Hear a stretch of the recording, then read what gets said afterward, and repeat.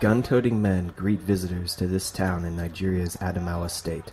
That's not an unusual sight in Nigeria's northeast. But the weapons these men use are mostly old-fashioned rifles. They don't wear uniforms, but some do have amulets under their shirts to protect them in battle. Vigilantes have long provided security in Gombe, but when Boko Haram overran the town last November, they turned their guns, bows, and knives against the insurgents, says Babuka Jameta, a vigilante commander. Boko Haram is a new group. Before, we didn't know them, but we usually heard that they would attack this village, sack that village, do this, do that. We didn't know what they wanted. We didn't know that they attack any religion. We cannot sit down at home and hold down our arms and leave them to do their atrocities.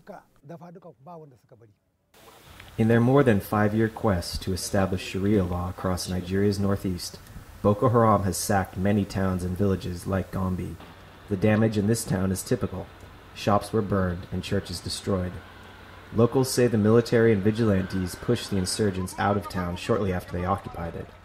Vigilante Adamu Mohammed says he and his fighters have advantages over Nigeria's military, which has repeatedly failed to stop the insurgents from overrunning population centers.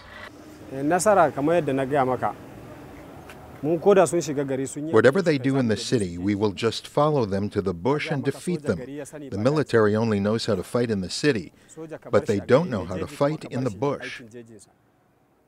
Alakasim Abdul Qadir, a freelance journalist and security analyst, says vigilante groups formed in the northeast in the 1990s as a way to address rising banditry. In rural areas like Gombe, many were made up of hunters who wear amulets or jackets that they believe can stop bullets. But Abdul Qadir says their most important advantage is that they are fighting Boko Haram on their own turf.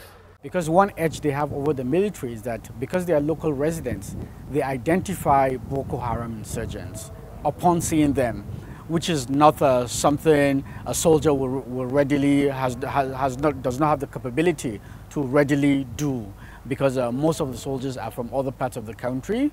Nigerians will vote for a new president in an election that was recently rescheduled for March 28th. The vigilantes in Gombe say they can keep the town safe during the election. Nigeria's military also has high hopes. It says it can destroy Boko Haram's camps in the northeast by the day of the polls. Chris Stein for VOA News, Gombe, Nigeria.